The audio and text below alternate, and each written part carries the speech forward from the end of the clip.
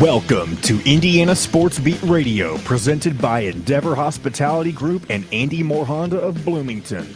Know your role and shut your mouth, you jabroni! Fires upfield into the end zone, and it's caught. Jelani Woods, touchdown! INDY! A 43-point night for Tyrese Halliburton. How do you like that, partner? Galloway drives all the way to the hole, throws it up, got it! Indiana's got their first lead of this contest. I mean, that's a goddamn Emmy winner right there. Now, from the Golf Club at Eagle Point Studios, here's your host, Jim Coyle. How's it going? Well, welcome aboard. Happy Thursday. It is absolutely gorgeous. Man, what a spring, what a May it has been. How's everybody doing? Welcome into the Golf Club at Eagle Point Studios on this May 25th. My, oh my, another beautiful, beautiful day as it is Indy week. Speaking of which, we will be up at the Indianapolis Motor Speedway tomorrow. Powered by Andy Moore Honda, of course. Just go to andymorehonda.com to get more to your door. And Endeavor Hospitality and the wealth of restaurants in and around the Bloomington area. Great places like BB's Market, where whether you're setting up for graduation, you can have all the feast laid out for you. Whether it's the meats, the sides, custom, bakery, they've got it all. How's everybody doing today? Full schedule on the docket. Matt Taylor from the Colts will join us. Bob Kravitz from The Athletic. Dylan Sinn, Fort Wayne Journal-Gazette. Chris Denari. And there's you. Like the truth. Willie. Jumping aboard early and often. 5 Leps as well on board. And you can do so too. Hit us up on the Andy Moore Honda hotline. Following along on the show on YouTube. You can do that. Just go to Indiana Sports Beat Radio. You can find us easily.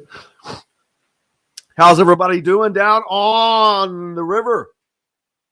97.7 ESPN, the ref, always the right call down in the Evansville area. We appreciate our river rats, and we call them affectionately as we do our region rats up in the Northwest and Chicago on 12:30 a.m., 104.7 FM. Beginning in about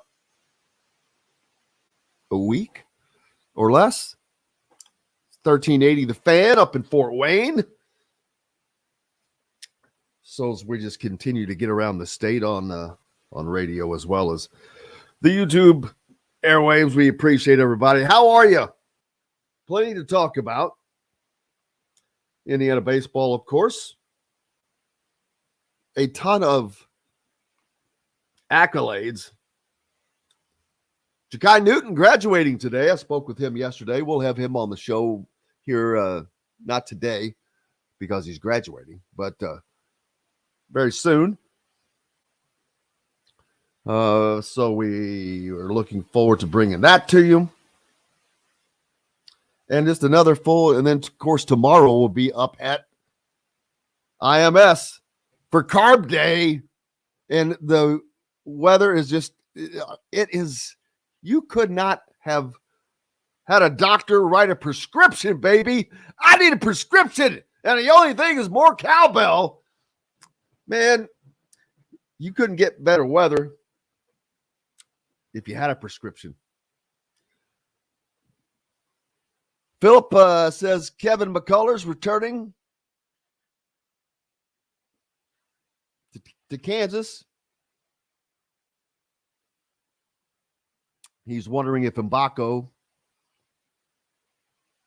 might have known that. Well, there's also KJ Adams, who played in Mbako's position last year, I believe. President Baxter reporting on his chat board duties, it looks like. Steve, how are you, sir? Seymour. You know, I've been talking about Seymour Steve, of being the luckiest place on planet when it comes to major sporting events. It has to be the only place on earth that is within an hour of two of the largest sporting events that there are, the Derby and the 500. So congratulations. Small town Steve. Oh, that's a good nickname. Pete, what's the temperature in Shakopee, Minnesota? What was the temperature this morning up in Shakopee, Minnesota? I asked that only because it is a beautiful and crisp. What was the temperature this morning in Bloomington? Down to the easy low 50s, I believe. Oh, and then going to drop down to 46 this evening. That's I've been leaving all of the doors open with fans blowing, so whatever the temperature outside is the same inside. That gets a little breezy, but greatly enjoyable.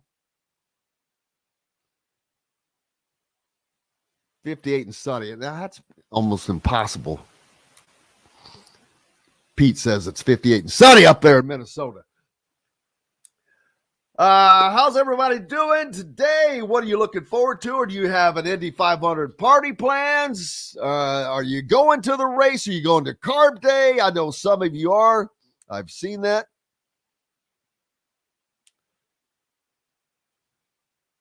This is going to be, from a weather standpoint, I'm wondering if they are not going to be looking at potential.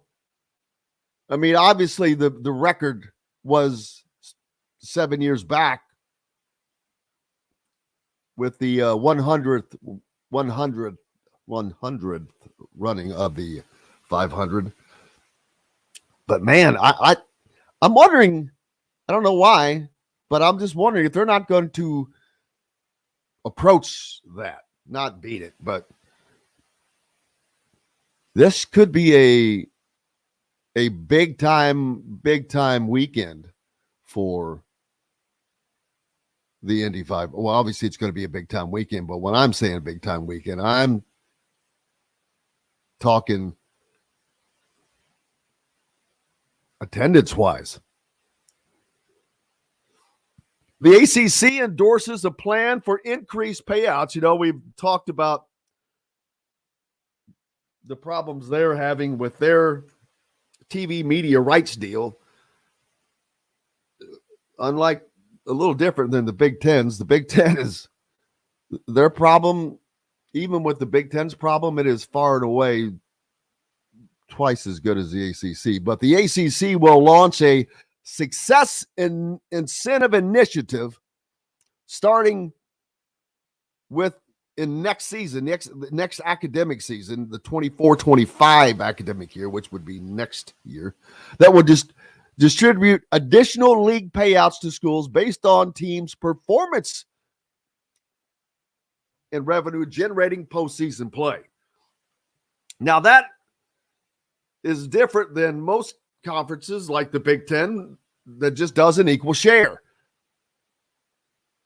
They just take everything and they combine it and divide it. Unequal revenue sharing has been a hot topic around the ACC since earlier this year when administrators at Florida State, Miami, Clemson, North Carolina expressed grievances over the ACC's revenue gap to the SEC and Big Ten. League and school officials expressed unity on the issue after discussion. Well, the ACC sucks as a football conference. People, I'm sorry. Who the hell are your football juggernauts besides Clemson? Miami from the 80s and 90s? Virginia Tech from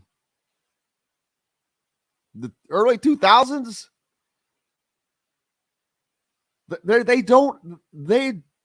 you have to have some football schools, man. You don't have to be up and down with them. You don't have to be the SEC. But Clemson is it.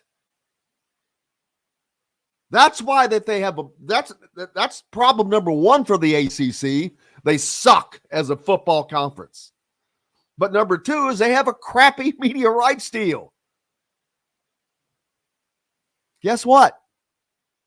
Those don't equal success for the ACC.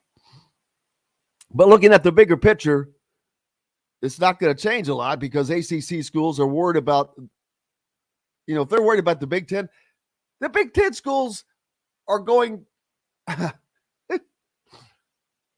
it's almost a joke as to the disparity here we're talking about.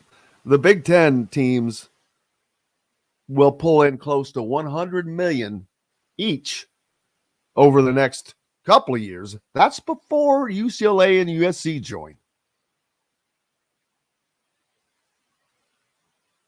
The ACC is not even close to what the Big Ten schools are getting, what they got last year at around $50 million. So they're about to get lapped and left behind is what's going to happen.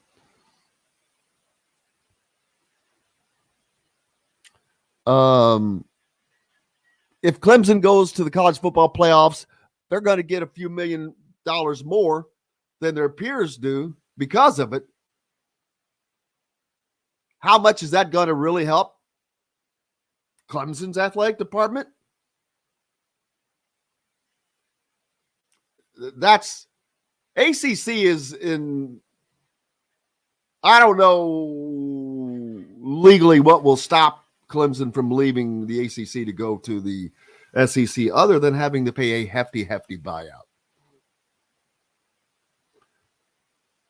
It's all about the money, peoples. Always is. Always is.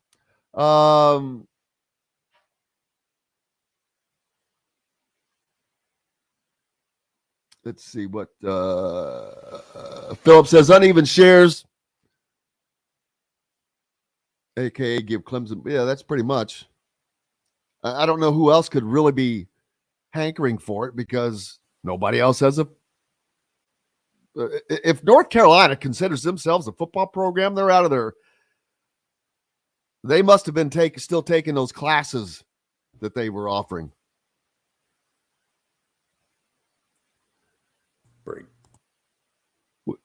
We've got a lot coming up today. Justin's heading to the Cards game next week as they are on the rise.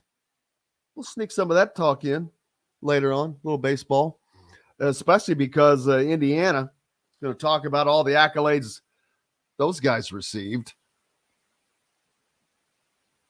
And they will be playing in the Big Ten tournament today to see if they move forward. Freshman of the year,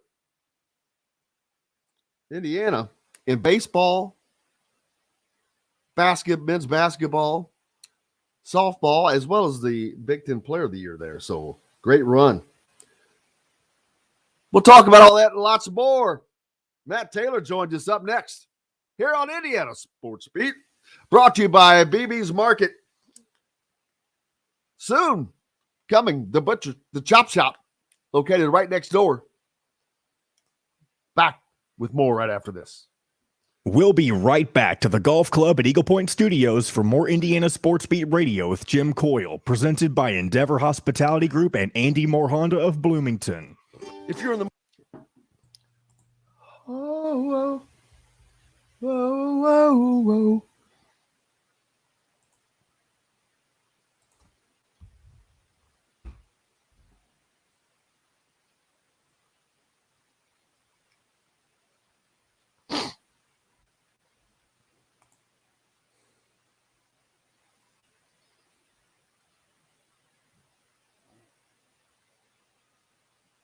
I'll be damned. I missed that. That's cool. I gotta Oh, I got to get back up here to some of these comments. These are some good ones. Cover them tomato plants, baby. Tomato plants. Don't forget to cover the tomato plants. Let's only get down to 46 with that, you know?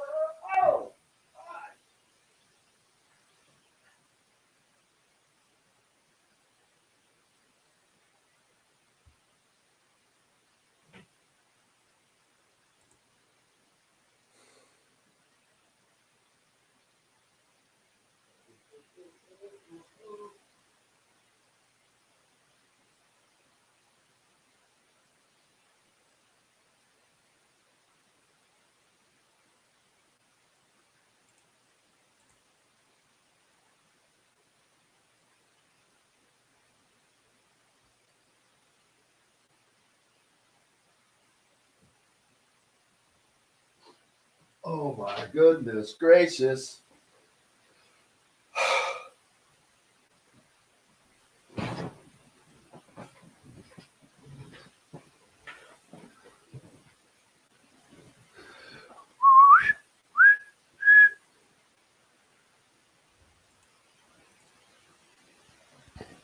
Holy diver. That was random. Yeah, because I have no idea what it was. You never heard the song Holy Diver? Surely it's No. your time. I was looking on my rock news page, and it was apparently the song turned 40 years old today. All right, here we go. Brewing Company is the culmination of a passion for beer, food, and custom metal art. Check out their custom growlers. Metalworks Brewing Company has an updated menu, new brews, and will be offered in all Endeavor Hospitality restaurants. Come taste with Dr. Hops' Brewing. Metalworks Brewing Company. Bring your passion and your thirst. This segment is brought to you by Southern Stone Restaurant. Now back to the Golf Club at Eagle Point Studios for more Indiana Sports Beat Radio with Jim Coyle, presented by Endeavor Hospitality Group and Andy Moore Honda of Bloomington.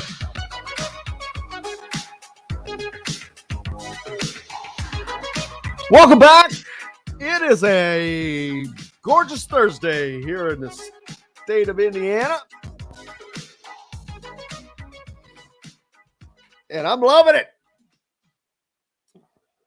It's beautiful. I mean, I was just thinking that this is just about as nice as it gets.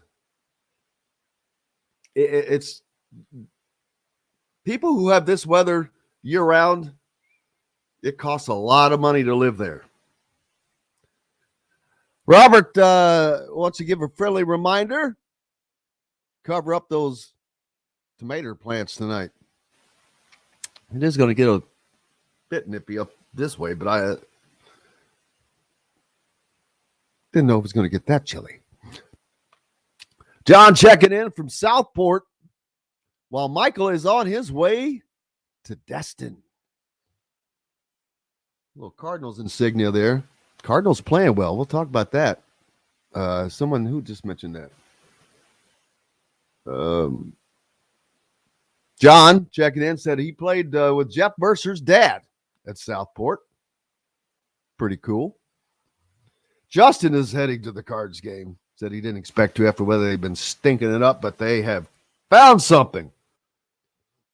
Yeah, they have. They have moved up the standings. Phillips says uneven shares. Hey, talking about giving more money to Clemson. Mock drafts. Edie, I have not seen him on there, but it doesn't matter. He's coming back. There is zero doubt in my mind he's coming back. Zero doubt in my mind that Edie is coming back. Because if he wasn't, Purdue would be in major trouble. for next season's standpoint. So there's no question of there. I will see who gets drafted where. Speaking of drafts, Matt Taylor from the Indianapolis Colts joins us. Matt, are you warm? I'm here. What's up? It was a chilly morning this morning, man. Did you get out for your 5 a.m. run? It was a little chilly today. You're exactly right about that. How's it down in your neck of the woods? Beautiful. Just an absolutely gorgeous Chamber of Commerce weather. Couldn't have ordered it off of a doctor's script better. It's Indianapolis 500 weekend, carb day tomorrow, the race on Sunday. I mean, the world will be looking at Indiana. It's going to be a pretty nice weekend. Maybe go down to the Home Depot if there's time. Don't know. Yeah, maybe Bed Bath & Beyond. Not sure if we'll have enough time. Go. Nice little Saturday. Nice little Saturday, you know? Thank That's you. it, baby. See, I have to bring people like you on because, unfortunately, love him to death. People like our good friend John, the producer, too young for that. Not movie buffs. Those are like shots over the bow. They just don't register. Oh, come on, man. That movie's not that old. What, are we going 20 years? Oh, God, that's depressing. That. That's depressing. Look what I'm dealt with here.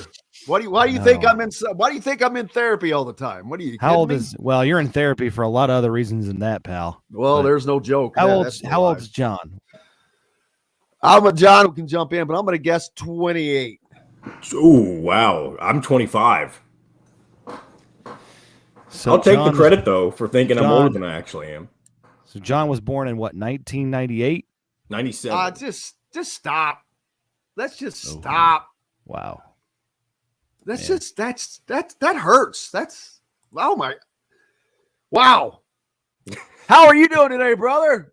I mean, you can't rail on him too much for being born when he was. I mean, right? I know. Hey, I'm jealous. It's out of your control. I'm jealous too. I'm way I have jealous. to go back and start it again. And hey, let me That's run right. through this. Let me run through this a second time. Let me get a and see if mulligan I on can- that bad boy. Yeah. Please, Yeah. please. I would love a mulligan. Yep. Oh man. Speaking of mulligans, but the Colts don't need a mulligan from the draft. Everything seems to be proceeding nicely. The word continues out about Mr. Richardson. There is nothing, which you're going to hear good things. That's how it's going to be played. But the difference here is not that I'm or any better at it than anyone else, but a lot of the times, or most of the time, most people can weed through the BS. But I'm not seeing any BS here. It's just like, hey, this is just what it is. And it just seems like he's a special person, which we already know he's a special athlete. But when you put all those kind of common ingredients together, that usually creates something really great. Yeah. No, I mean, right now you're having the start of OTAs. They actually started this week.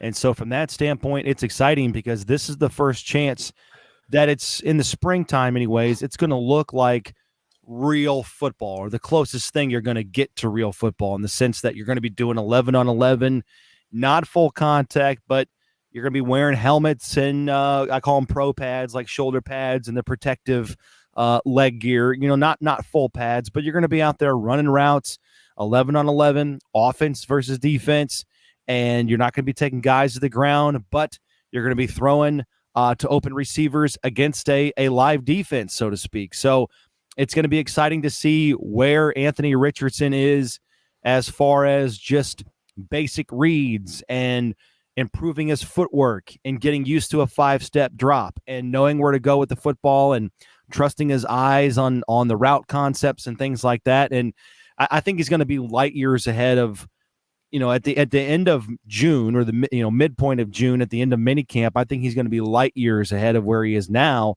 because as we've heard this entire time, with him coming from Florida and only having those 13 games under his belt, he just needs time on task, reps. But the Colts have to balance that with we're still trying to win games, right? No matter where we're at with our quarterback, no matter where we're at with Anthony Richardson and his development, we're still trying to win games. And so in that regard, it's got to be about Gardner Minshew as well, and balancing his development and his synergy with the offense and, the skill set around him at the wide receiver position and all the different pass catchers. So it's kind of that fine line the Colts are using in the offseason starting now. But, OTA started this week, first of 4 weeks, and it'll be over, as soon as you can think about it, because minicamp's done mid-June. It's kind of this awkward break where you have all of this time together, 9 weeks of the offseason workout program, 4 weeks of kind of heightened, ramped up OTAs where you're installing the playbook and you're actually executing it on the field, and then you let them loose for 5-6 weeks before you bring them back again. So I never really kind of understood that, but that's where they're at right now. They're trying to, get a good springboard going into training camp with potentially a rookie quarterback starting an offense. Quickly, you might want to explain to the fine folks at home what OTAs are. The early essence, I don't know. I don't want to call it spring training because it's not exactly that. Well, I think that's exactly what it is. I mean, it's okay, football's, perfect. Yeah, I think it's football's version of that. I mean, it's happening in the spring, towards the tail end of spring. But the off-season workout program, I think, kind of gets misconstrued as they just call it OTAs, but we're just now starting OTAs. OTAs stand for Organized Training Activities. And they are optional, and you don't have to be there, right? So by league rule, you can't fine a player for not showing up, and there's no repercussions or anything like that. But I think across the league, you see, most teams are north of 90% in terms of attendance. So that's always good. Now the mandatory minicamp is just that. That's mandatory. That's a veteran, activity. That's a 3-day experience that's coming up June 13th through the 15th. And then that's when the off-season workout program is over. But this thing started back, 2 or 3 weeks before the draft. So it's like mid-April all the way to mid-June. So it's a 9-week program. It goes in phases. There's 3 different phases. Phase 1 is basically conditioning and, working out with your position coach and going to meetings and installing the playbook and lifting and things like that.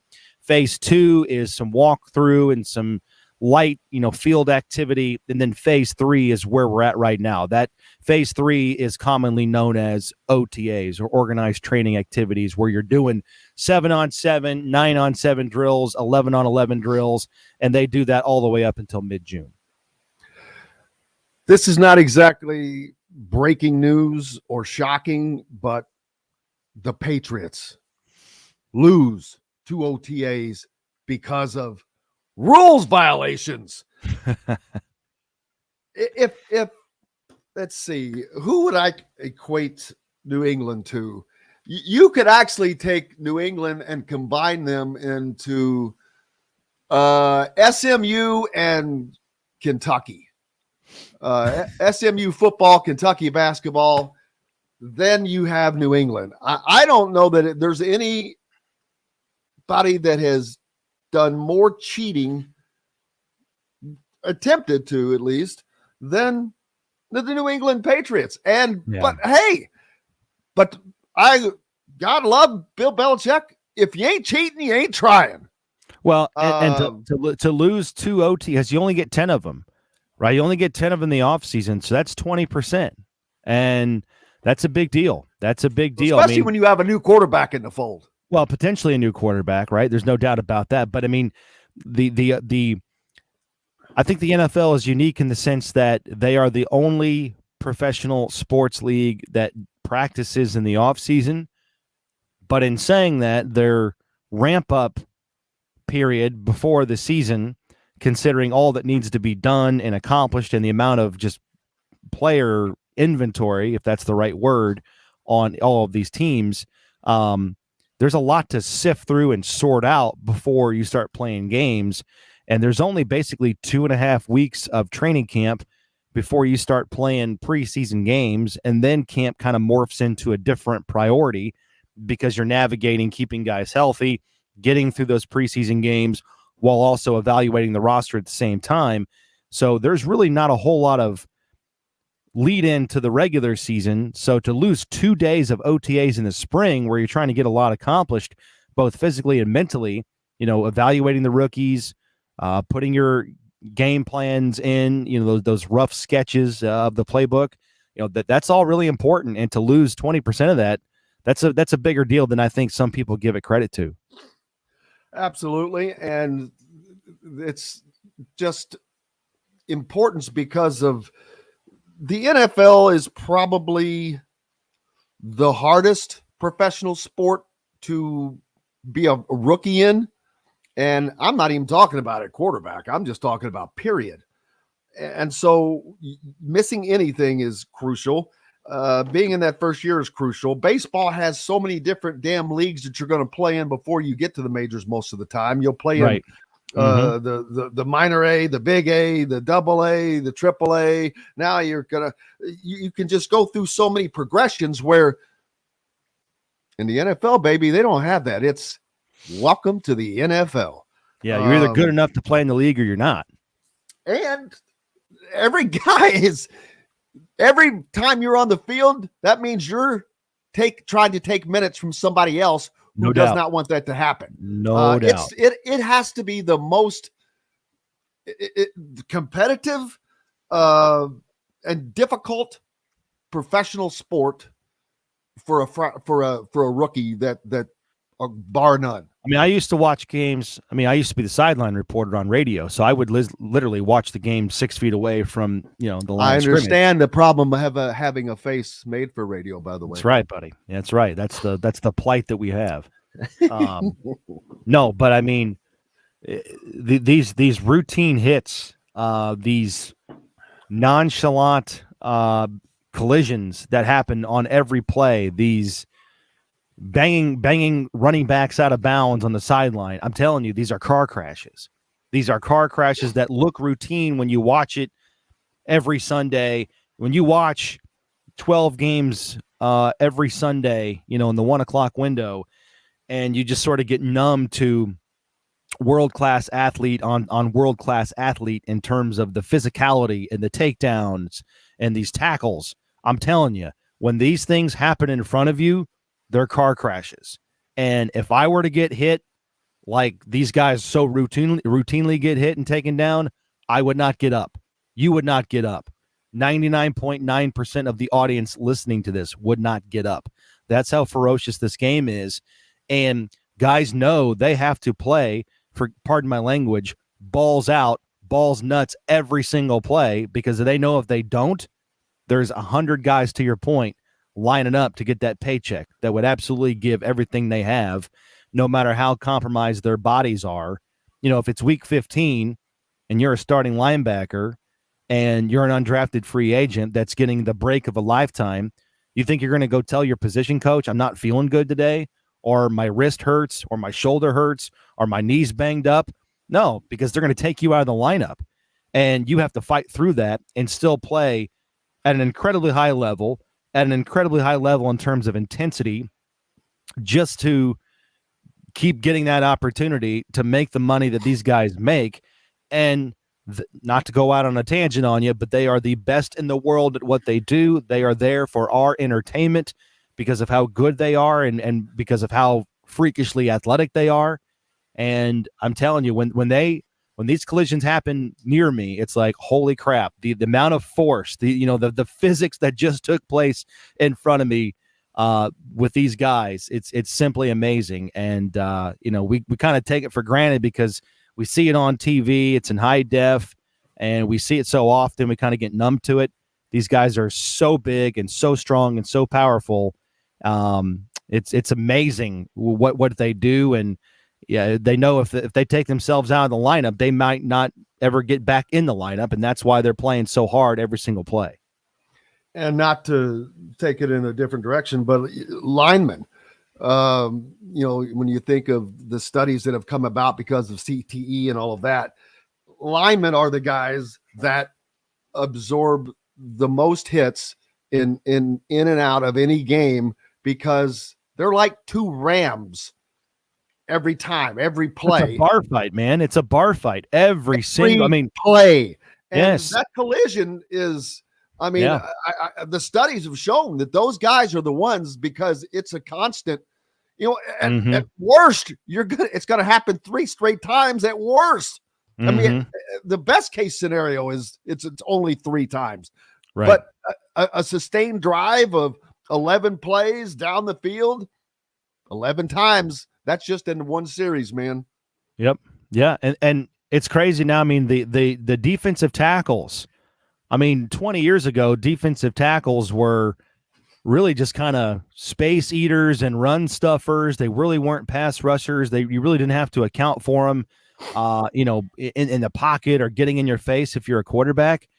I mean, you look at guys like, Aaron Donald is in a league of his own, obviously, but look at guys like, DeForest Buckner and Grover Stewart. I mean, these guys are pushing pockets right back into quarterbacks.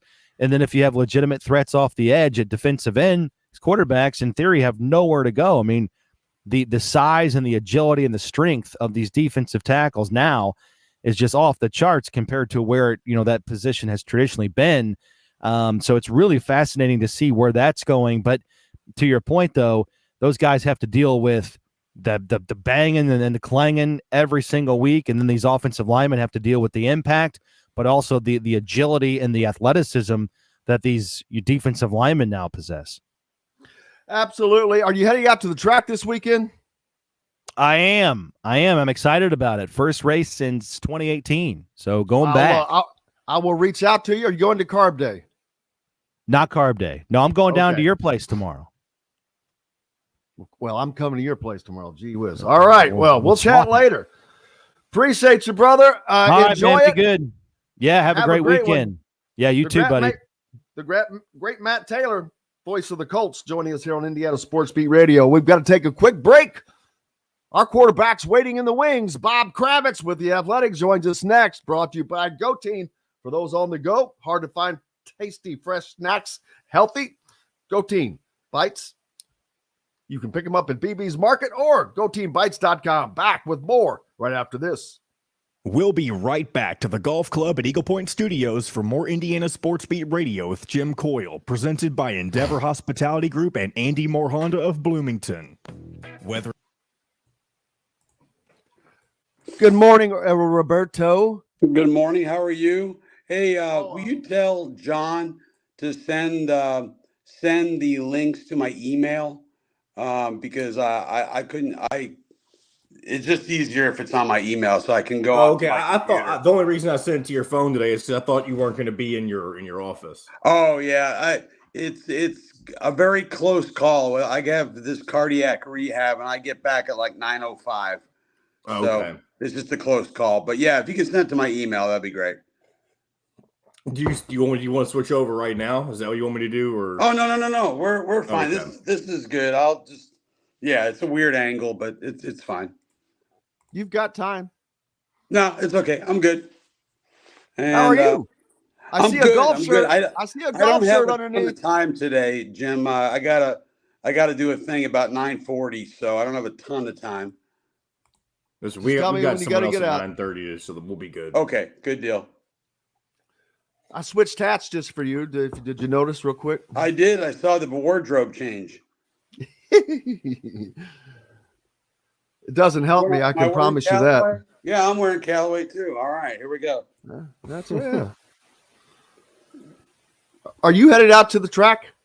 Not today. I'll be out there Sunday. I've written 2 things already, and they don't want any more. So, I'll be out there Sunday. Now, will you go down to the track before the race, pit area? I'll probably go onto the track and just goof around, just see who's there, see if Letterman's there and all kinds of, celebrities. Well, yes, I will be there, but yeah, well, yeah. Ba-dum-bum, ba-dum-bum, da-da-da, da-da-da. Do I have a minute? Can I go grab a water? You got absolutely. Okay. You always have. You have whatever time you need. All right. I forget what I was getting ready to look up. Oh yeah. I lost it. I forgot. I knew it and I forgot.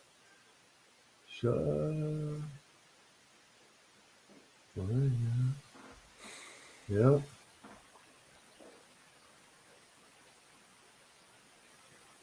Yeah. Yeah.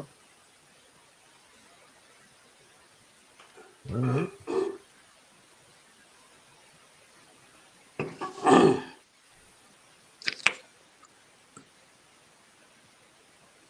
Dun, dun, dun, dun. Oh. What in the hell? All right, 30 seconds, guys. Throughout the Bloomington area is a fresh, home-cooked, nutritious meal prep that we cook up. The Fresh Fork takes care of all the planning, shopping, and prepping and can even deliver them to your doorstep once a week. That's right, it's the fastest, simplest, and easiest way to avoid decision fatigue. You pick your plan and pick up at BB's Market with no extra charge. So leave the heavy lifting to us and enjoy healthy eating with stocked meals in your fridge. Order online today at thefreshfork.com. Fresh Fork is a proud partner of WOW Network. This segment is brought to you by RE/MAX Advanced Realty, Indy Home Pros team by Cheryl Sizemore. Now back to the Golf Club at Eagle Point Studios for more Indiana Sports Beat Radio with Jim Coyle, presented by Endeavor Hospitality Group and Andy Honda of Bloomington. Welcome back. It is an absolutely beautiful Thursday here in the state of Indiana. And speaking of beautiful, Bob Kravitz from The Athletic joins us. How are you, sir? Gorgeous, gorgeous. I'm just gorgeous. Beautiful, beautiful. Well, the Indianapolis 500 this weekend, of course. It cannot not talk about that. Tomorrow is Carb Day at the Speedway.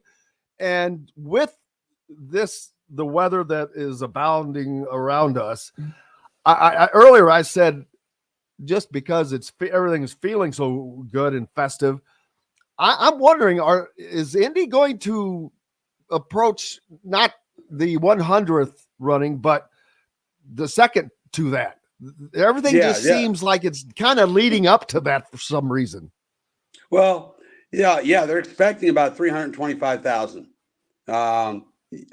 So that's not quite where we were for the 100th. We still have the blackout, but 325 is pretty impressive, and you got to think in short order. The blackout will be lifted in future years once they start selling out again. But that's another issue for another day. Yeah, but then you wonder, how long will they have to sustain that before that happens? Well, I mean, I think anytime they sell out, they're gonna open it up to everybody. In Indianapolis, it's very old-fashioned thinking. At the same time, I get it, because they only have the one event a year that's got to really bankroll them for the entirety of the year. And if you can't put butts in the seats, if you make TV available locally, and you diminish your capacity, or diminish your crowd, that's money out of your pocket. So I understand the thinking behind the blackout. I don't like it. I think Indy has been really good to the 500, but I also think the 500 has been really good to Indy. So it's kind of a hard call. It absolutely is. But you look at something like the Kentucky Derby. It's one of the greatest sporting events in the world. Not as big as the Indy 500 from an attendance. It's about half, that's staggering. But what is it next to the Indy 500? But it's one of the biggest every year. 150 to 60, 70,000 people every year for the Derby, and the day before that they're getting 150 to 60 for the Oaks. So but there's no blackout whatsoever in that area. Why is it? Is it just because the numbers skew it out so much? but you've got a much bigger metropolitan area in Indianapolis.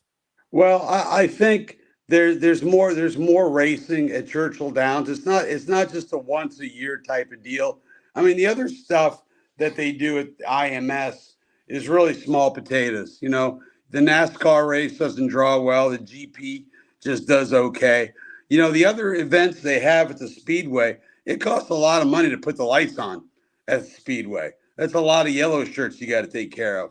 So I think that's part of it. You know, at Churchill Downs, you've got racing. If I'm not mistaken, you've got racing all year round. So I just think this is a one-off, and they've got to bankroll the Indianapolis Motor Speedway for the entirety of the year. Yeah, you're right. They do. They have other sources of income there by gambling at other tracks, right? While their track is open, and so. But although they do make about 90% of their bang on its Derby week, right along that line. So, yeah, I'd be curious to look at the numbers. Yeah, we'll look forward to that. Big move for Indiana. The Pacers losing Calbert Cheney to his alma mater, the Hoosiers, who have hired him as the director of player development. But second time he has been on staff at Indiana. And I have to go back and reread your piece, or the piece that's on The Athletic, but I'll go out and say it right now. I think that they're laying the foundation for that move that will come in, I'm going to say 2 to 3 years. But Calbert replacing Mike, I think that's Absolutely. Entirely possible. You know, I mean, we thought that was going to happen with Dane Fife, but quite frankly, I think Woody is going to be around for a while. I mean, you look at Jim Larinaga, for God's sake, he's 76 years old. You know, I mean, he's still going strong. I think, you know, 63 or 64, whatever he is, I think we're about the same age. It doesn't mean you're dying, you know? I mean, I think Woody's going to be here for a while, but yeah, I think if Calbert sticks it out, I think Calbert would be a very intriguing option at head coach in place of Woody eventually. Yeah, and Dane, the difference with Dane was was hired for this it was an unusual situation. He was not hired by the coach. Right. He was kind of put in place along with Thad Matta. It was a weird. Yeah, and both were out quickly. Yes, because now Woody has his. What are they saying? The Departed. Yeah, he says he liked to keep his own counsel. He likes to keep his own counsel. Well, and he's got Randy Whitman. He's got Jordan Halls. He's got Calbert now. So, you know, I mean, he's surrounded himself with IU guys. Not only that, it is an absolute 180 from what was mandated just 10 years ago in Indiana, and that was everything had to be in the opposite direction of Bob Knight and his legacy or leadership and the people that were behind him. They wanted a separation. Right. They got it. Another direction. Absolutely. And they got it. And what the hell they've been doing ever since? They have been trying to crawl out of this hole that they have been in ever since. And now you bring in Mike Woodson, one of the he wasn't exactly the first with Coach Knight, but one of the foundational players. Then you add you add Calbert Cheney, who was all-time leading scorer in the Big Ten, a pure Bob Knight player. Even Jordan Halls, who didn't play for Bob Knight, his grandfather came to Bloomington because of Bob Knight with him on the coaching. So this is a complete Indiana-based staff now, and right. it's I don't know what that's going to that in and of itself will do for the play on the floor, but it's definitely going to Band-Aid different generations. That's 3 different generations of fans, by the way, too. That's the huge thing. The 80s and then the mid 90s and then into the 2000s. So you're doing a lot of stuff there. Absolutely. I mean, I did a long story on what's happened to IU over the past, 20 years. And that was the thing that kept coming up, is that they tried to cleanse themselves of any Bob Knight leftovers, and they didn't want that to be part of. I mean, they almost, it was like, in Russia they erase history, and I think we're starting to do that in America quite a bit. Yeah, oh yeah. I mean, I think they erased the picture of Bob Knight and wanted to go in a different direction. I think they're finding out that maybe he knew something. It's kind of hard to take George Washington. Well, he's not George Washington, but maybe I don't want to compare him to Abraham Lincoln either. But he's on the Mount. Mount Rushmore. It's hard to take somebody that's on Mount Rushmore off of the board. Right. I agree. And look, there's a lot of things that I didn't like about Coach Knight. A lot. I was going to say, it's not that he's just on Mount Rushmore, because if you put him on Mount Rushmore, you may have to give him a profile. Yeah. Instead of a full face on. Exactly. Yeah, exactly. No, that's a very good point. I mean, it's you look at other schools, how Duke has moved on from Krzyzewski and other programs, and they tried to keep some of what they had, now with Shire and who was it at North Carolina. They've done the same thing. They didn't have any success this year, though. Starting out number 1 and falling to pieces. Are you talking about with coaches or the coaches? Coaches, yeah. That they don't. Oh, I thought you meant classes they didn't have to go to. Oh, okay. Gotcha. Oh, my bad. Following you. Nice Callaway hat. Are we sponsored today?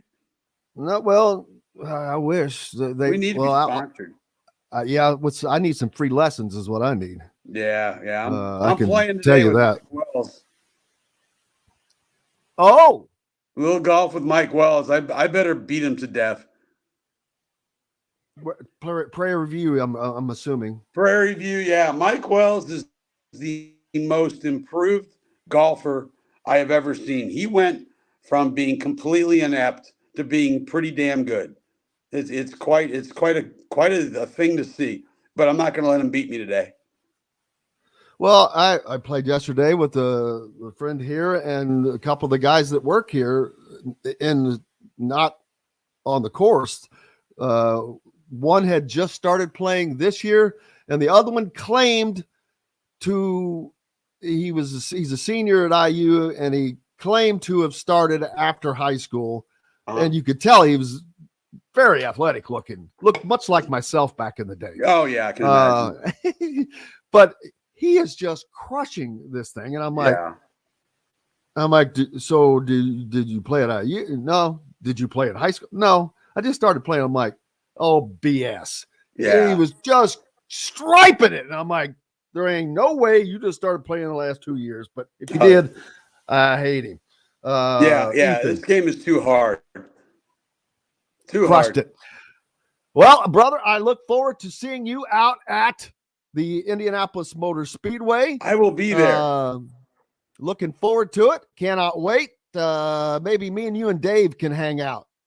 That sounds like a plan. Me and Dave. Two guys with great hair and one guy not so much. I don't know if I can get my beard out there quick enough. Yeah, I gotta trim this. My wife gave me the go ahead to grow the beard. I just have to trim it and keep it neat. That was the only caveat. You've got no shot at catching Dave before Sunday. On the hair side of things?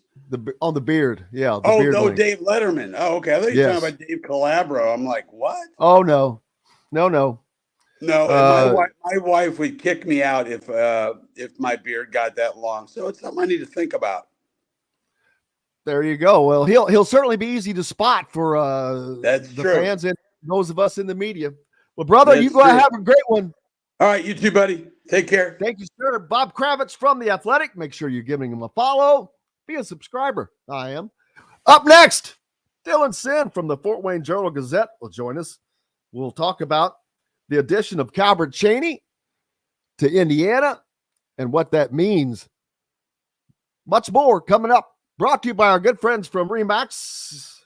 Cheryl Sizemore, if you're in the home market for a home in the Indianapolis area, you need Cheryl. Her 2 decades of experience could be the difference between you getting the home you want or not. Reach out to her, Cheryl, at IndyHomePros.com, or if you're down in the Louisville, Southern Indiana area, Barbara Pop Real Estate Services have served those communities for 3 decades.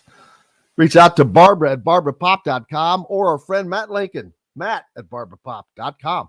Back with Dylan Sinn right after this. We'll be right back to the Golf Club at Eagle Point Studios for more Indiana Sports Beat Radio with Jim Coyle, presented by Endeavor Hospitality Group and Andy Moore Honda of Bloomington. If you're in the market, those of you listening on YouTube, if you are not a subscriber, please hit the subscribe button and notification toggle, as well as the like button, because you see that beautiful Dylan Sinn face. How are you? Good morning. I'm good. How are you? Oh, good. I'm taking my Callaway hat back off now. I just put it on for Bob. He was wearing a Callaway hat. Okay. Oh, baby, what's new up in Fort? I was going to call it Fort Wrong, but I don't know why. I'm just trying to think of something funny. Not a whole lot, you know. Does Fort Wayne have a nickname? We are the Summit City. I like that. Yeah. Why? You're not the highest point in Indiana. We are not. I do not know off the top of my head. I probably should. I do not know off the top of my head why we are the Summit City. All summits in Indiana are in this neck of the woods. You say, what is the highest point? Down here. The second highest point is over at the golf course at Prince Lick. In 1824, the Indiana General Assembly established Allen County, and the construction of the Wabash and Erie Canal in Fort Wayne was completed in the 1830s. This famous canal earned Fort Wayne the nickname Summit City because it was the highest point above sea level on the entire canal route.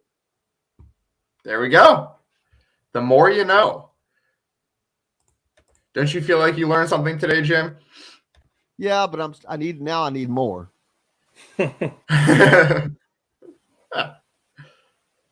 Is the fort still up there? There's you can go to like it's not it's not the real one, right? They rebuilt exactly. Right. Yeah, you can go to like it's a tourist attraction. You can kind of go and see the old fort as it might have looked and that kind of thing. It's kind of cool. The Wabash and Erie Canals. So do they converge there? Well, there's like 3 rivers that converge here, so that's part of it. Yeah. So are you telling me Pittsburgh stole Fort Wayne's name of the three rivers? Well, that's the thing. We don't call ourselves the 3 Rivers. Like we have the 3 Rivers Festival that we have every summer, but we don't call ourselves 3 Rivers City. Greatest stadium, one of the greatest stadium names of all time. 3 Rivers Stadium. With your selection. I mean, Feast also provides a wide variety of cheeses, gourmet sandwiches, entrees, a coffee bar, bread, pastries, all made fresh and mouthwatering. Stop by Feast Market and Cellar today. This segment is brought to you by Feast Market and Cellar. Now back to the Golf Club at Eagle Point Studios for more Indiana Sports Beat Radio with Jim Coyle, presented by Endeavor Hospitality Group and Andy Moore Honda of Bloomington. Hey, welcome back. It is Thursday, day before Carb Day, Indy week. Dylan Sinn, Fort Wayne Journal-Gazette, joining us now. How are you, sir? I'm good, Jim. I'm good. Thank you for having me on as we get closer to the Indy 500 here. Absolutely. Before we do that in the break, I asked Dylan if Fort Wayne had a nickname. I'm like, there's some cities, the Derby City, Cincinnati's the Queen City, Indianapolis is Crossroads. Or is that the Crossroads State? Circle City. Circle City, which is ironic since we have the square around the city with the road, but whatever. But yeah, he said it was called the Summit City. And I'm like, well, what the hell is that? Fort Wayne's up in northern Indiana. It's flat as a pancake. All the only summits in Indiana are down here. But in 1824, the Indiana General Assembly established the county, and the construction of the Wabash and the Erie Canal in Fort Wayne was completed in the 1830s. And the famous canal earned Fort Wayne the nickname of Summit City because it was the highest point above sea level along the entire canal route. Have you taken a boat down through the canal, ridden through there? I have not. No, that's not something I have done. You can. There are certain you can. Like my next go question, up the river, do they that offer? kind of thing. They do. There's kind of attractions you can go through. There's we have duck a park boats. Do I hear duck boats? We have kind of a duck boat little thing. Yeah, you can go to there's a park. I love it. I was being kind of kidding, but am I talking Vince Vaughn here? It's a much smaller operation than you get in Chicago, but yes, our rivers are not nearly as wide as the Chicago River up there, but we do have something somewhat similar. Yes. See, you never. All I'm saying, get up here to Northern Indiana. It's a blast. We have a lot of fun here in the Summit City. Well, it's the things you learn on listening to ISB radio. That's right. You never know. You are an educational program, Jim. The channel opened Fort Wayne to greater commercial possibilities and caused a large influx of immigrants to the growing community. That's the right. electric streetcar dictates development during the 19th century. Well, but it is kind of funny because I will guarantee you 95% of NBA fans have no clue. Forget about that there was an NBA team in Fort Wayne, but that in essence the NBA started in Fort Wayne, was created in Fort Wayne. Yes. I mean, that's a pretty big deal. Pretty big. If they would have been like the owners of the St. Louis ABA team back when they merged in the 70s, and instead of going into the NBA, they said, you know what? We'll just take a measly 1% of the TV deal, which in the 70s was nothing. But after year turned into millions and millions and millions and millions. I'll have to look that up in a second and see how much those guys cashed in on that deal. But the NBA finally was able to somehow force them out. But ergo, Indiana. Calbert Cheney, the all-time leading scorer in Big Ten history, Indiana history, leaves the Pacers to become Indiana's director of player development. That is something that yesterday I said that while today's players are not going to know who Calbert is, I will guarantee you one thing: all of their fathers do. Right. I was talking to Ja'Kai Newton yesterday, one of Indiana's incoming recruits, and we'll have him on the show here soon. But I was talking to him about Calbert. I said, "Hey, I'm sure you saw the Calbert Cheney news." Yeah. I said, "How familiar with him were you?" And said, "I wasn't." He goes, "But my pops, man, lit me up." Said, I went to YouTube, man. It's like, he's a baller. And that is exactly boom. When he's in a home, Jordan Hulls is in a home. Between Mike Woodson and Calbert Cheney, you have 24 years of NBA playing. of NBA playing experience.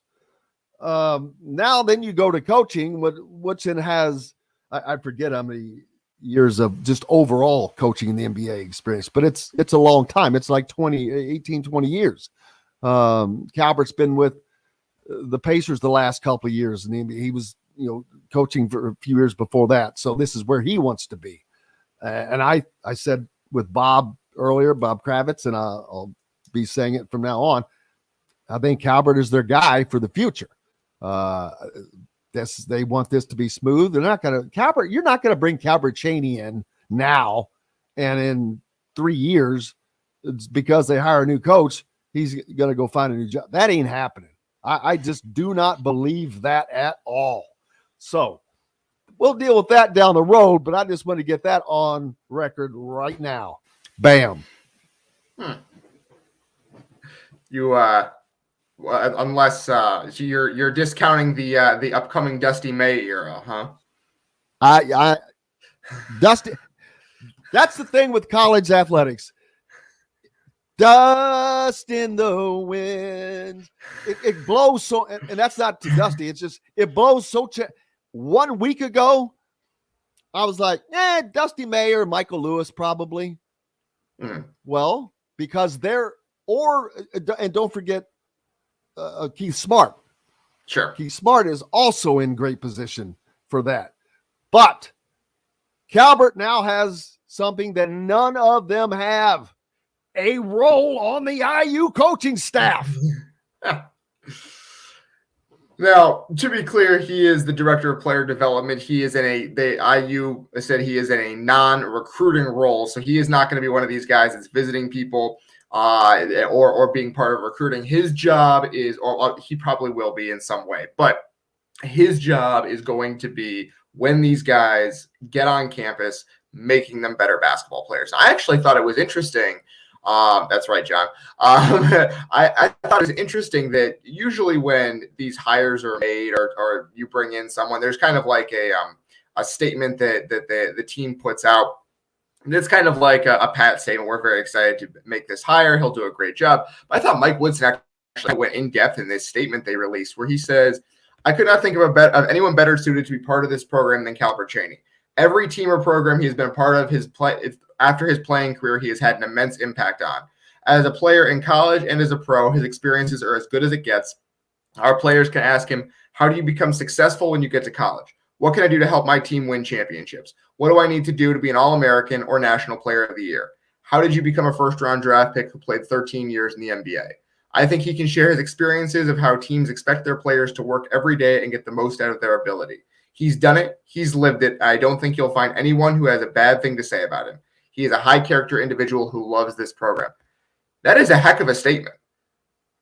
Mike would say, like that is way beyond what you usually get when one of these hires is made. And they seem excited about this. And well, you're not just bringing just anybody in. No. And I'm not saying that Jordan Hulls is just anybody, but you're bringing in the all-time leading scorer in the history of the Big Ten, a guy who played 13 years in the league, who was just uber success, who led Indiana on a run of success to the level of they have never had that they did not win a national championship. Right. I think it's interesting too. This would have been a good hire even if he did not go to Indiana, right? Like this is the guy who played in the NBA who was now that's saying something there. Because this is the guy who played in the NBA who was a director of player development for the Pacers, right? Like you're getting someone from the NBA to do the job they were doing in the NBA in college. Like that's even beyond him being an IU legend. That's significant, right? Like you're getting someone from the NBA to do the same job in college. That's huge. And then you add on top of it that he is an IU guy through and through from Indiana, played at Indiana, was National Player of the Year at Indiana, led Indiana to the Final Four. That's a big deal, right? And I just thought that was interesting. And of course, he was also here for two of the best years Indiana's had in recent memory as well. He was here in 2011-12 and 2012-13 under Tom Crean. He helped develop Victor Oladipo. He did that kind of thing. So that this is a significant hire for Indiana, even if he will not be part of the larger recruiting operation. I'm sure he will have some role in it. Well, yeah, he just doesn't have to go out. That's right. Yes, they bring the recruits to him. Yes, it's like he's sitting on a throne here. Calbert Cheney, we have brought you to Calbert Cheney. No, I'm just kidding. But it's going to Indiana is finally getting their ducks in a row, I guess I would say, after several years of basically wandering in the desert. I mean, if you want to know the truth, they have wandered through the desert in hires, with the program going in multiple different directions. Now they have a direction. You can say whatever you want to about Mike Woodson, but you have to say he has Indiana basketball on a trajectory that is not bad. It is an upward trajectory in recruiting, in play, and success from where they were back. You look back, their dark ages, not that long back.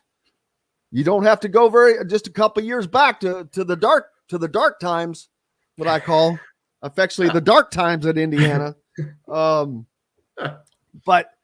not only has he done that, and I think he's had, there's been timing has been great for that. The transfer portal Indiana is a program that NIL and the transfer portal have helped as much as Kansas State or any team like that, because Kansas State was able to immediately show some success, where in Indiana was a successful program that had just fallen on hard times because of these constant churning mistakes that they were making. Now you have a program that can return to I'm not going to say they can be what Indiana was year in, year out like they were, because a large part of that was Bob Knight. There's a reason you have runs like that with coaches. There's a reason Duke was like they were under Mike Krzyzewski. There's a reason the Packers were like they were under Vince Lombardi. Those things are not accidents. But someone asked a minute ago, daggone it, where did I go? About, am I not sold on Woodson's coaching because only giving him a couple? This has nothing to do with his coaching. I'm talking about, how long does he want to do this? He's third year coming up. Say you give him 3 more years, that's 6 years, man. College that's a lot of travel. Not as much as the NBA, of course, but man, he's got the money. He doesn't need it unless he simply likes it. Yeah. He doesn't need to do that. He doesn't need the travel. He doesn't need the headache of recruiting. And the biggest factor for me is why it's not going to be as fun for someone in their 60s probably, is now you have to recruit high school kids, you have to recruit the portal, and you have to recruit your own kids every year, all 3 of those. Before, just 2 years ago, you were only recruiting high school kids. Now you've added 2 factors to that. So you've increased that by, a factor of 3. It's more work. It's more time, whatever. So that's why I say that, not anything to do with his coaching. I think that if he gets this thing going, keeps it going in the direction it is right now, they've got a pipeline starting up with Montverde to where they're getting some great guys, and they're on every kid there's list. If he gets them heading in that direction, man, walk away when you're winning. I think he can walk away. He didn't have to win a Big Ten championship. He has to have Indiana heading in that direction, and I think that they are right now already. Hell, they could have won a Big Ten title last year. Yeah, if they don't if they don't start so slowly in the Big Ten, they would have contended for it at the end of the year. When Purdue started struggling, they would have been right there in the mix. I mean, they were anyway, but yeah, they were close. I would say that I thought it was interesting as well with the Calbert Cheney hire, and Brett Rump up here in Fort Wayne on the Sports Rush made this point, which is that the timing of that is interesting right after signing Mackenzie Mbako, because Calbert Cheney is a very Mackenzie Mbako-like player. Like that's who he was in college. What Mackenzie Mbako wants to be, what IU envisions for him, is the type of player that Calbert Cheney was. And so that timing of that hire is really interesting to me, because he basically is one of his main jobs that I would guess would be get the most out of this dude who we believe is super talented, who we believe can be a star, get the most out of him. Absolutely. Let's see. Are you heading up down to the track this week? I am not this weekend. No, I will actually be covering NCAA tournament softball up in Angola. So I will have that this weekend, which I'm very excited about up at Shrine. I look forward to that. The impact of Calbert's hire for Indiana. Yeah. What is we've seen them really, they're catching everyone's eye. Like I said, the kids at Montverde, virtually every one of them, they're in the running for them. But this kind of, to me, will take this up a notch. I think it will, right? I think that again, getting a guy from the NBA, even like you said, if the players don't know who he is, their dads know who he is. Kids from Indiana probably know who he is. Like just getting someone from the NBA to say, I played 13 years in the NBA. I worked in the NBA. I know what these guys do, even beyond having Mike Woodson, who also can say all of that. It's just another piece to the puzzle for that coaching staff, which continues to get much even stronger. Brother, I appreciate you. Enjoy your weekend. Absolutely, Jim. Thank you. I appreciate it. We'll be doing well here up in the Summit City. Absolutely. And next time we're on, we'll be on the Fan up there, by the way. Absolutely. All right. Looking forward to that. Absolutely. Thank you very much, Dylan Sinn from the Fort Wayne Journal-Gazette, joining us here on Indiana Sports Beat Radio on this Thursday. Appreciate him. And up next, another guy who knows Calbert Cheney full well, the voice of the Pacers, Chris Denari, and the voice of Turn 4 at the Indianapolis 500 joins us next. Brought to you by Meadowworks Brewing Company, served at all the Endeavor Hospitality restaurants or right off of their own location off the square on 6th Street in Bloomington. Back with more right after this.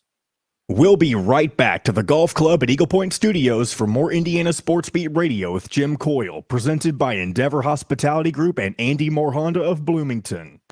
Whether At Turn 4, it's Stubba Tamasako as he takes the lead. What's up? How are you, man? Are you ready? Are you fired up? I'm ready. I'll be more ready tomorrow when we have a day of practice, so that'll be good. What's your schedule tomorrow? Like, what would your schedule be?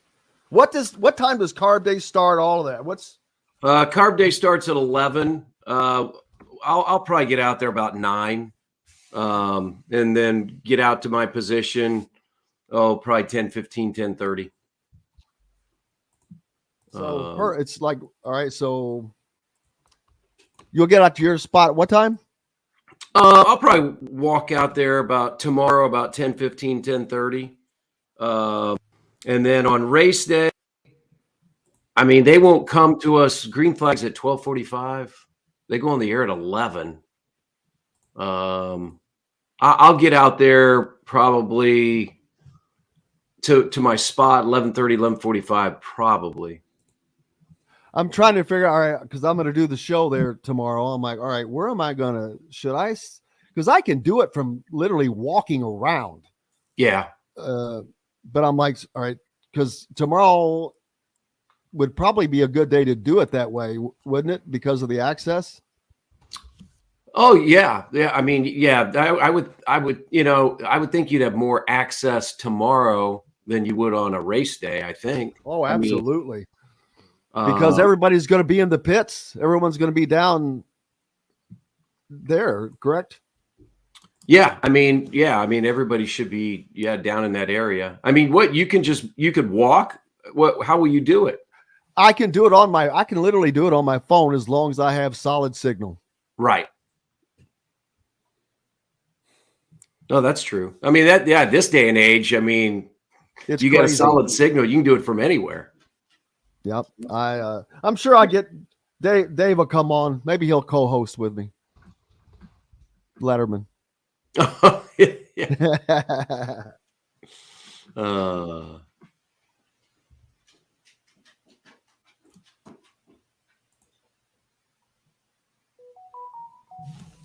I will try to find you for just a second tomorrow. Okay. Or just text me. I mean, I'm going to go. I think the crowd's going to be. Oh, you know what? Oh my God. I should crawl up into your little hole before you get up there just to show people what it looks like. I mean, I don't know if you're allowed to get up there or not. I mean, you could get up there when I'm up there tomorrow if you wanted. I mean, it's no big deal. Here we go, guys. Rogers in Bloomington offers a variety of freshly made fare, tying their roots in limestone with their love of Southern eateries. With quality, local, and organic food as their main focus, Southern Stone strives to always provide their guests with an exceptional dining experience. With weekly specials, quick, attentive service, Southern Stone Restaurant provides delicious, 5-star comfort food with a Southern charm at 2-star prices. Southern Stone Restaurant is part of Endeavor Hospitality's Wow Club. This segment is brought to you by Courtroom Sports Grill in Bedford.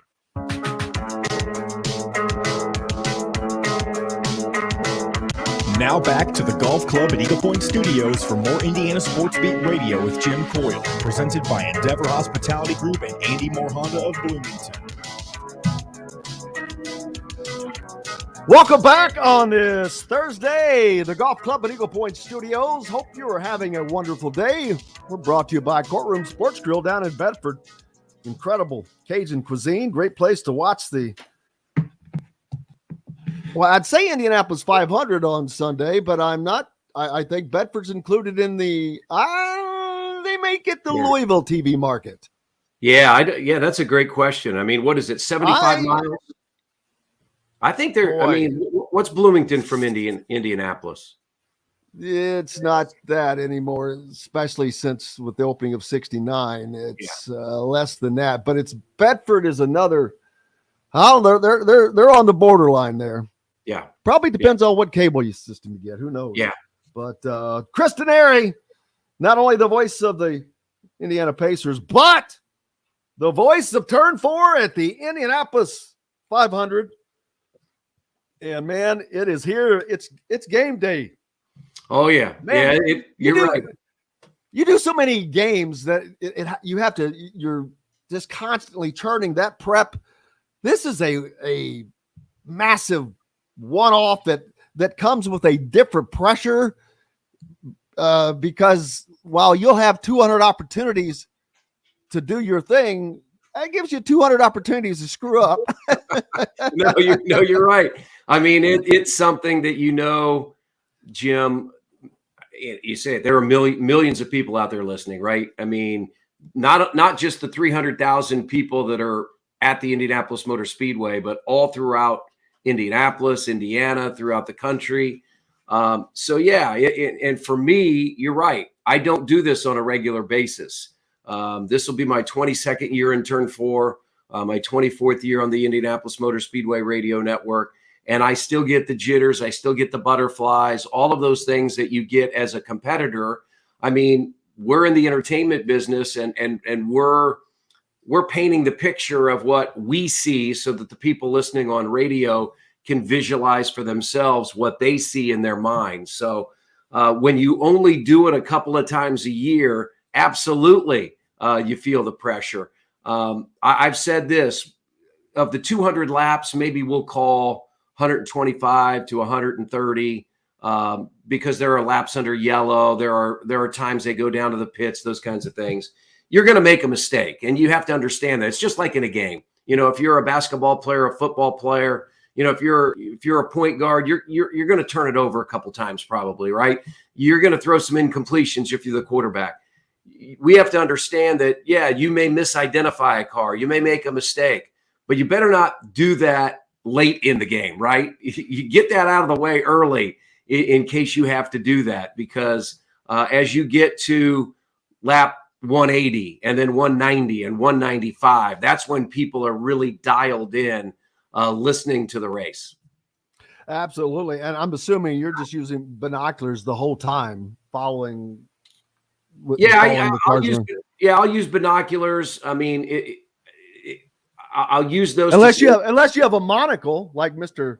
Peanut. Yeah, no, I don't have no. The one good thing is we do have a big screen in front of us in turn 4, so you can. So as you're setting yourself for the cars to come in front of you, you can see them on the big screen. I'm also listening to Michael Young in turn 2 and Jake Query in turn 3 and how they're setting up, who's in the lead, who's in second, who's making a run, who's making a pass, or also who may be in trouble in the back of the field. So there's a lot going on. And that's why tomorrow for Carburation Day, we'll be on for really the 2 hours that the cars are out on the track. For me, that's a good chance to get out there and see all of those things happening. I mean, qualifying when there's just one car on the track, that doesn't necessarily help you prepare to call the race. You need to have all of those cars out there, and that's what we get tomorrow. And explain for the folks what Carb Day is. Carburation Day, nicknamed Carb Day. Yeah. Used to be on Thursday. Right. I don't know. When did they make that change? Because the last time I went there, that's how long it's been since I've been. Yeah, I mean, it's been quite a while that they moved it to Friday, knowing that it's a holiday weekend. They just felt like more people would be able to take the day off on Friday.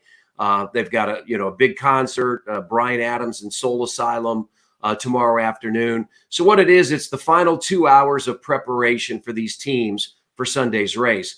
Now, in the old days, it was the only final preparation. If you go back to last Monday, all of the cars were out on the track. And that's when Stephen Wilson and Catherine Legg had the incident that now has put Graham Rahal back in the race. That didn't used to exist, the Monday practice session. It was only Carburation Day. So, tomorrow is, it's a great, I think the weather is supposed to be great. I think the crowd is going to be fantastic. I mean, they're just coming off a weekend of qualifying on Saturday and Sunday. I think they had the best qualifications crowds they've had in the last 10 years. So I anticipate that it will be much of the same tomorrow for Carburation Day. Oh, absolutely. I'm just talking to Bob Kravitz about it, that even though I'm not even up there in Indy, just from here in Bloomington, I'm getting this sense of that. I'm like, this is going to be the second biggest Indy 500 ever, behind the 100th running where they got the 330 or whatever they got. And Bob said, yeah, they're expecting over 300, 320. And I think they're going to get it because this prescription weather, Indy car racing the racing has been, and it's not just Indy car racing. NASCAR racing has been better. The NCAA basketball tournament has been better. It just seems like sports have been better. I don't know if we have a better appreciation post-COVID. I don't believe that, but it just seems like things have just gotten a little bit better for some reason from a competition standpoint. Well, and especially I think from an entertainment, sports, TV property, radio. I mean, more people are tuned in. I mean, the NBA playoff ratings are as high as they've been in 20 years. The NCAA tournament, as you said, you've just had a lot of competition that's been strong. And I think, the way we consume things now, it's not like when I was growing up that Tuesday night at 8:00, you were in front of your TV to watch Happy Days. And then at 8:30, you had Laverne. Oh, man. You're dating yourself now, yeah, brother. I know I am. You don't do that anymore, or Friends, or those types of things. The way people watch TV shows now, or they binge them, right? Either through Hulu or Netflix or whatever. I mean, when a show comes out, you can sit down and watch 15 of them. You can watch them on Monday. You can watch it on Thursday, whatever. But sports, you need to watch right now. I'm not that interested in waiting a day to watch a game that happened 2 days ago. But you'll do that. You'll do that with the way you consume other forms of media and entertainment. And that's why sports is so strong right now. Advertising in sports is so strong. I think that's really what's carrying that industry right now. I could probably wait some of the time if I knew I would not find out the result. But there's no, you're going to find there out. Is, oh man, there have been times I'm like, oh, okay, I want to watch this game. So I'm like, I purposely try. Boy, it's almost virtually an impossibility to not casually see something. No, this points out something. It's great that of the people that even go to the race, I don't know if it's 50%, but it is a very high percentage of the people that are already there still listen to this race on radio. Oh, no question. I mean, I'll make a call in turn 4 and I'll have people in front of me turn around and put their thumbs up, So absolutely. I mean, this is a different sporting event from the standpoint that if you're a fan sitting in turn 4 live, that's all that you see, right? Now you've got a big screen in front of you that you can see, but it's not like going to a basketball game or a football game or a baseball game, soccer. Everything is in front of you as a spectator. You can see everything happening. You can't see everything happening at the Indianapolis 500. You can only see the area that you are watching. And so many of these people rely on the radio network as they're watching the race wherever they might be at IMS to tell them what's happening. And so that when the cars are coming toward them, they understand Scott Dixon's in the lead, Tony Kanaan's in second, Elio Castroneves is in third. If you didn't have the radio, you really wouldn't know what was happening. And so I think that's why we are an important asset, not just for the people that aren't at the race, but for the people that are at the race. What do you think is the reason for the resurgence in popularity? There was the bottom with the IRL Indy car split would go backwards. That was probably the bottom. And as you've come forward, the 100th running of the race seemed to really give it a jolt of adrenaline. But then Roger Penske purchased the Speedway, and that seemed to also invigorate. He's put a lot into it. Yeah. I'm sure the speeds obviously play into it, but there's not one thing that's doing this, I don't think.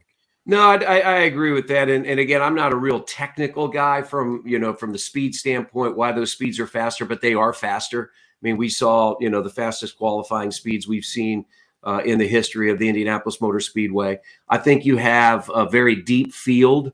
Last year, even though he drives for Ganassi Racing, I don't think many people, outside of the core fan base of IndyCar had heard of Marcus Ericsson, but yet he's able to win the Indianapolis 500. I've said this, you've got to be in the right place at the right time. Sometimes it's better to be lucky than good. You've got to be good in this race, but you've also got to be lucky. And so I just think there's a confluence of reasons why this is what it is. It's a tradition.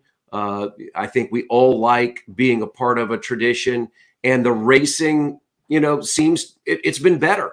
And I think that's a great tribute to what IndyCar has done, Jay Fry, what Mark Miles has done with IndyCar, the Indianapolis Motor Speedway, and of course, Roger Penske coming in and giving it a boost, giving it a jolt. And I think all of those things have been strong. Speaking of luck, I don't think anyone was ever any luckier in the entire history of the Indianapolis 500 than Danny Sullivan. Yeah, spin and win. Danny Sullivan does a 360 on, I don't know where it was on the track, maybe on the front. I think it was I think it's turn 1, turn 2. area in the short Yeah, shoot. I think that's right. But that was we're talking like 1986, I think, something. I mean, think about this: the late Dan Weldon one, the call that I had in 2011. J.R. Hildebrand's the rookie driver in the National Guard machine.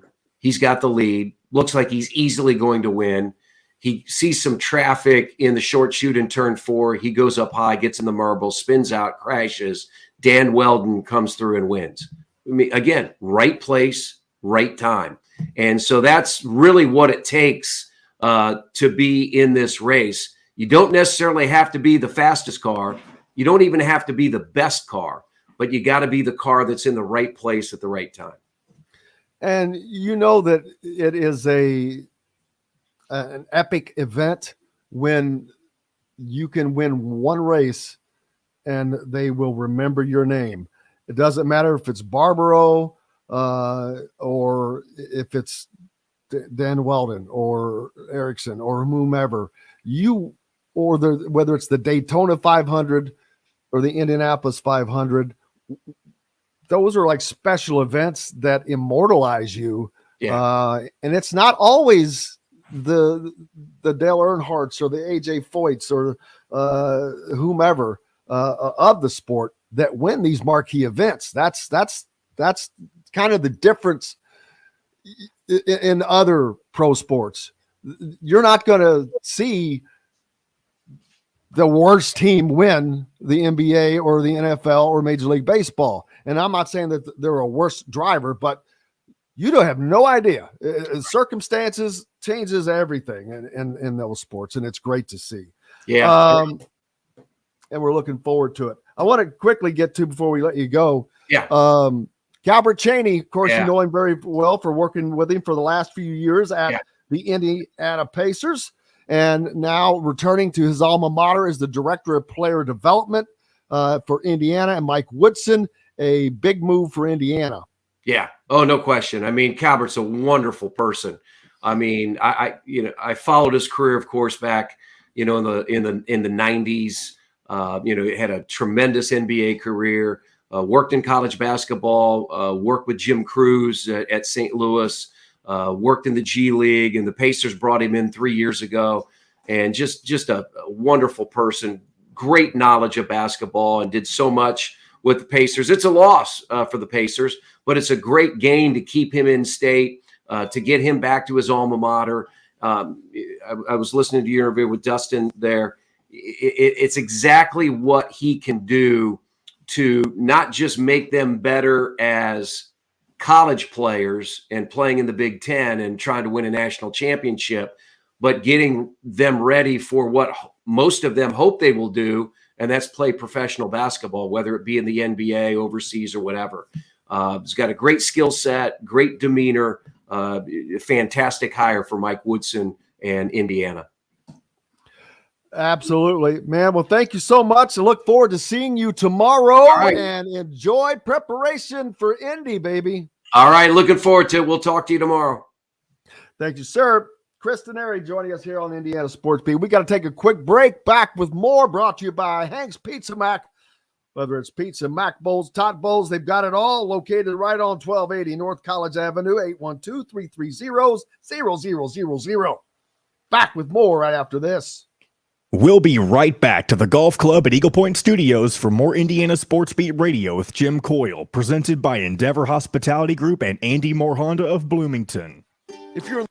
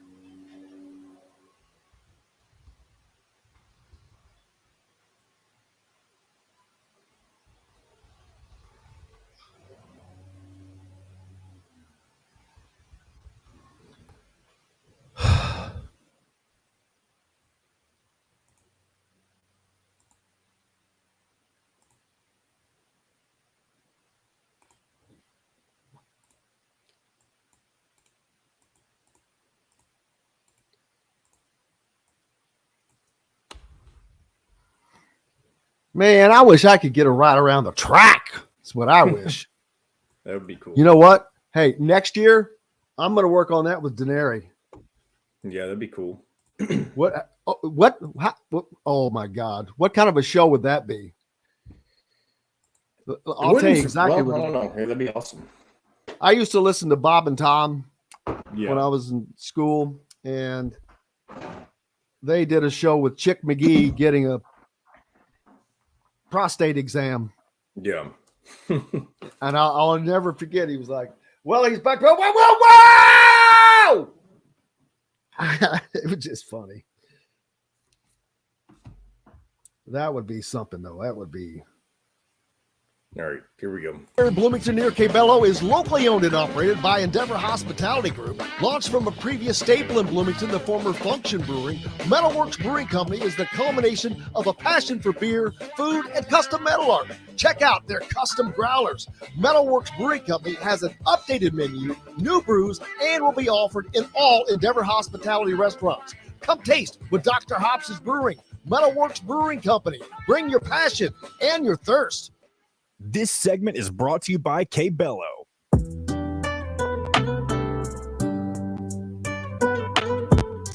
Now back to the Golf Club at Eagle Point Studios for more Indiana Sports Beat Radio with Jim Coyle, presented by Endeavor Hospitality Group and Andy Moore Honda of Bloomington.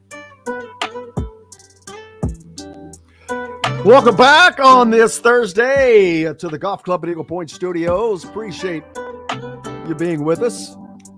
This day before Carb Day, isn't it? Up in Speedway, Indiana, appropriately located. I'm ready, man. It's going to be fun. Weather's going to be excellent for those cop cars to fire off. We'll get plenty of coverage for you, not just during tomorrow's show, but immediately afterwards. See what we can put together. We'll put it all up on the YouTube, as the kids say. I guess I need to start using Instagram. That's what the youngsters use now. But we'll put all of that up. See what all we can. I am going to climb up into Chris Denari's perch. I'm going to try to finish the show tomorrow, maybe do the last segment with him from that perch. That would be hilarious. Should not have a problem getting signal there. Speaking of Summit, maybe that's Summit City for the day. Oh, I'll tell you what I was looking at. Make sure we don't go over here. All right, let me go back to this. I want to get the best list that I can get. With Sunday, Speedway, Indiana becomes the second largest city in the state, but it also becomes one of the biggest cities in the country.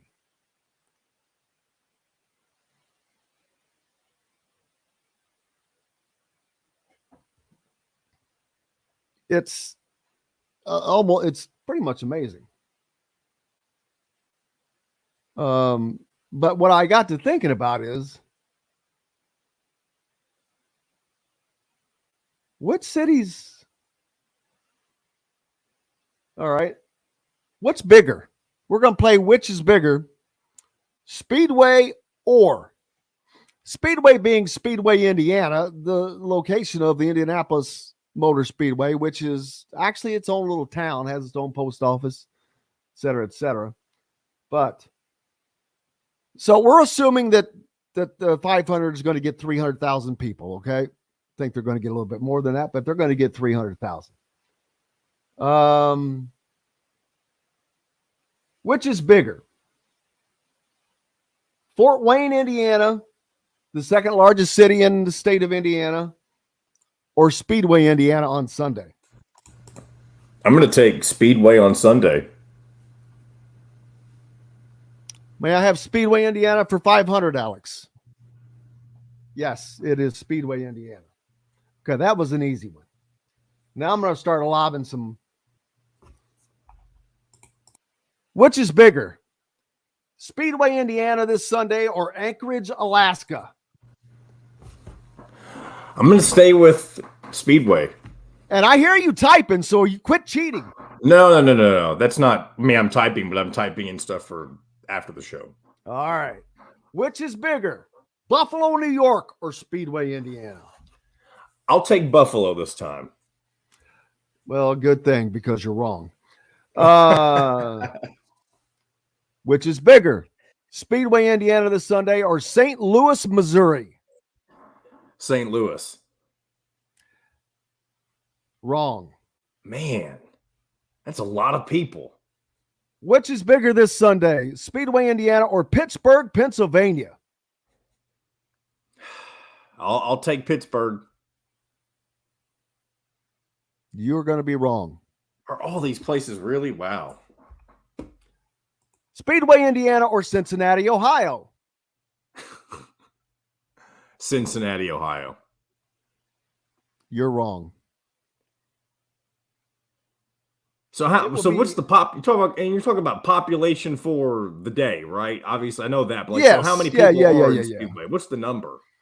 Oh, I don't know, but okay, we're going to go with 325 adding the track. That's adding the people that are going to be at the But how is that bigger than the population of Cincinnati, Ohio? You're telling me only 300,000 people live in Cincinnati, Ohio? Well, that's probably doesn't include the county, but the population Actually, for Cincinnati. You're right, actually. Yeah, Cincinnati, 308,000. Well, you doubted me? I just thought it was bigger. What else we got? Keep them coming. Well, as Pete points out, Speedway is only 14,000 people. So you got 314,000. You probably are. That's about the number of volunteers needed at the 500. Let's see if it's bigger than the city of Louisville or Louisville as the real. Oh, I can. Well, they cheat. Louisville cheats because now they use the merged government. 628,000. Yeah, but that's crap. That's not the amount of people in Louisville. They use the entire county. Now, if you want to put Marion, So, but anyway, I'm not. They cheat. I'm not counting. They did that for purpose. Are there any more? Yeah, I think that there are. So,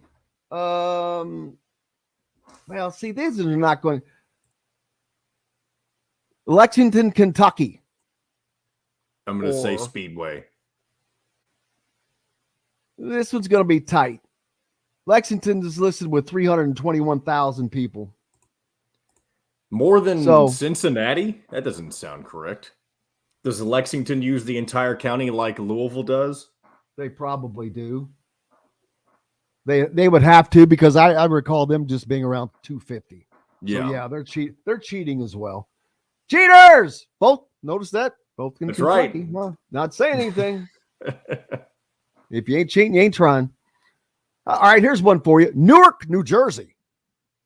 You know that's right across from New York City, right? Correct. I'm going to take Speedway. I'm done doubting Speedway, Indiana. Well, as you should because Speedway is bigger. I'll just start. Henderson, Nevada is about the dividing line. All right. Speedway, Indiana will become approximately the 57th largest city in the United States on Sunday. It's a city of 14,000 that this Sunday will become the 57th largest city in America. I wonder what people in the town of Speedway think about it who don't like, auto racing. I wonder if they get aggravated by how large. Move! You can't live in a place called Speedway, Indiana and moan and complain of the Indianapolis 500. Then move, baby. So yeah, there's that. So yeah, it's race weekend, man. We're talking racing. And I am looking forward to getting Ja'Kai Newton on either tomorrow or beginning of the week. Mitt Winter next week, Winter Law Group. We're going to talk to him about all these laws that need to be changed, have been changed, may affect kids, what's going on with NIL and all of that. Looking forward to that. Trying to get Calbert Cheney scheduled to be on, Indiana's newest addition as well. So, Jamie's trying to get free to go watch his son. He qualified for conference finals in the long jump and the 4x400 relay. Competes against over 30 schools, as you should be proud. Good luck. Hope everything goes well. Hope everything goes well with everybody today. I'm ready to get out and get after it. There's so much going on. But nothing bigger than Indy, baby. Mercy, mercy me. This is just going to be an incredible. How do you 300,000 people in one place coming in and leaving at the same time? That's the scary part. You have to plan, baby. You got to plan your arrival time. You have to plan your route. You have to plan parking. You have to plan the day. You then have to plan your exit time, route. So there's 6 things that you have to plan in and around it. Pete says, oh yeah, we already had that one up. So yeah, but looking forward to it. Next year we'll have to have an ISB race day at the races or something. Tomorrow I will also be joining Caleb and Kenny from the Fan in Fort Wayne on their show. Well, they're doing a special tomorrow afternoon. So for those of you in the Fort Wayne area, you can catch that on 1380 The Fan. Caleb and Kenny with a special from the Indianapolis Motor Speedway. I'll stop by and join them for a minute as we look forward to joining the Fan next week for those of you up in the Fort Wayne area.